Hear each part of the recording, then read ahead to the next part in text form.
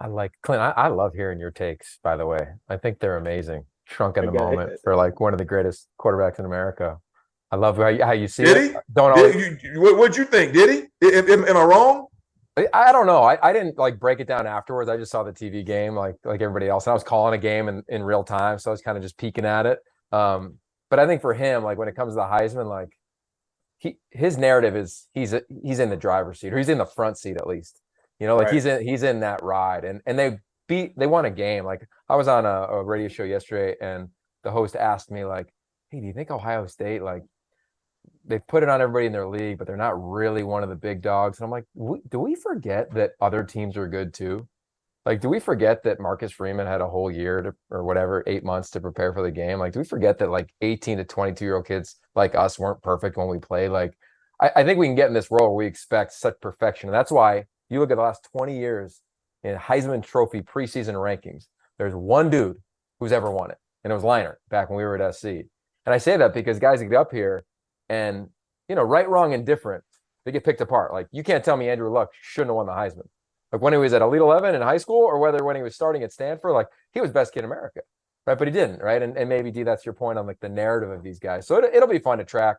Stetson impressed me the most, though. Anthony was freakish, all that stuff. But when I watched Stetson back, like how sudden he was, the throws he made this year that I didn't see him very often last year, Clint, to your point. I didn't watch every one of his snaps last year, but I'm excited to watch him because who doesn't love a walk-on story? I was a former walk-on who got a scholarship. Right.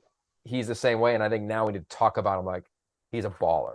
Like he's Yeah. a baller as a Yeah. Look, I mean, here's the deal, though, Yogi. I mean, when we're talking about Heisman Trophy candidates, ain't we?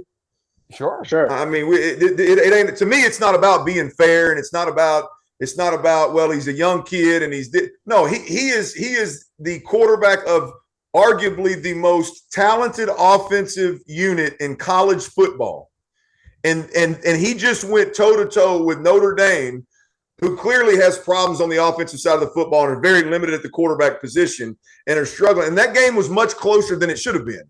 And so I just think that it was an opportunity for a Heisman candidate, a Heisman hopeful that everybody's talking about. This kid's a top 5 quarterback. And if the conversation starts there, then that was a moment for him to make have a Heisman type of moment, and it didn't happen. Right. Yeah. And I'm not saying you're wrong there, but I do think that like this is the first year in college football, and I do believe we need to put context around this. This is the first year in college football where we've had a full year of players like Bryce, like CJ, like Caleb, of being pros, right? We're talking about NIL and all the things that are going on within their lives. It's a totally different planet than we were at a year ago. I think there's just a lot that goes to it. And I think it's easy sometimes just to forget, like, oh, damn, yeah, he's like 22. Like, I'm not asking to feel bad for anybody. These guys are rock stars. Like, I'm asking just for empathy around, like, dude, what, 24, 34? Again, I didn't break down every snap post game like maybe you did, but Ohio State played Notre Dame. Notre Dame is not a slouch. Like, they're still a talented team. So that's kind of where I just net out of, like, it'll be fun to watch. He wasn't the dude like Stetson or Anthony were on Saturday, but he wasn't, in my eyes, he wasn't a slouch. Like, he's going to have to be clear, to be clear, I don't think he's a slouch, Yogi. But if we're talking about, to be clear, you said he shrunk. Like, that's slouching, shrinking. Okay, I mean, we can split hairs on what shrunk means or whatever. But the point is we're talking about a top 5 draft pick, a Heisman candidate, and if he gets through, okay, if one of those guys get 3 opportunities this year to have their Heisman moments versus in big time games, prime time, big time opponents, and CJ Stroud plays the way he did, is it fair to say he's not going to win a Heisman Trophy? Fair.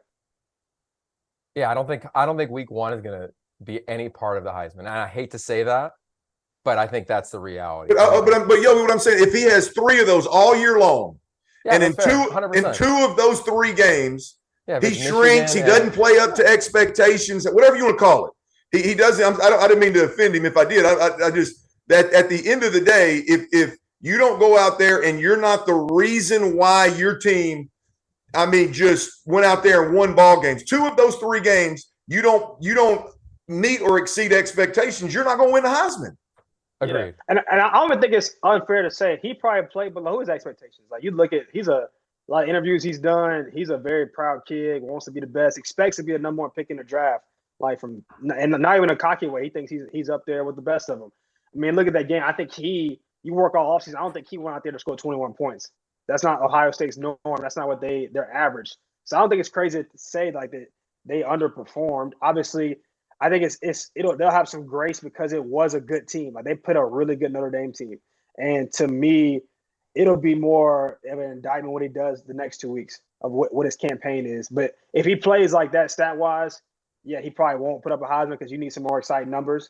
But at the same time, I think it's fair to say like, all right, that was a moment for him to go out here and snap. And right, wrong, or indifferent, it just didn't come together. So hopefully, like we've seen him do. That's the thing. We've seen this kid go out there and the Rose Bowl game, throw for whatever, and just out there having his way. And so that's I think that's what it's going to take for him to be the player he wants to be come draft day. Then like probably New York time.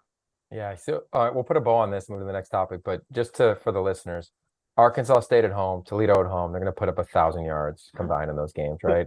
Then they get Wisconsin at home. We'll see. Rutgers at home. So they're not leaving the state of Ohio until October 8th. For a minute. And they go to Michigan State. So that'll be a test. Iowa at home at Penn State. That'll be a nice little 3-week stretch where he'll be able to make a case. And then it's kind of nobody's again until Michigan at home. So It'll be fun. It'll be fun to track. We'll track it here for sure. And as always, like I love the dialogue. Mad respect to everybody here. It's fun conversation. What's going on, guys? Rob Doster here, the founder of the Field of 68 and the Field of 12 Media Networks. I wanted to take a quick minute to let you guys know about an exciting new project that we have been working on for the last 3 months. The Almanac, an all-encompassing preview of the 2022-23 college basketball season. We spoke with every single Division I head coach to give you a robust and accurate preview for all 363 Division I college basketball teams. We have predictions for conference finishes for all 32 leagues. We have features on the best freshmen, the best big men, the breakout stars, the coaches on the hot seat, so much more. It is 600,000 words of sheer happiness for the college basketball fan in your life. The Almanac is going to be available for digital purchase on September 26th for just $19.99, but you can pre-order it today using the promo code HOOPS and save 20%. Just hit the link in the description below.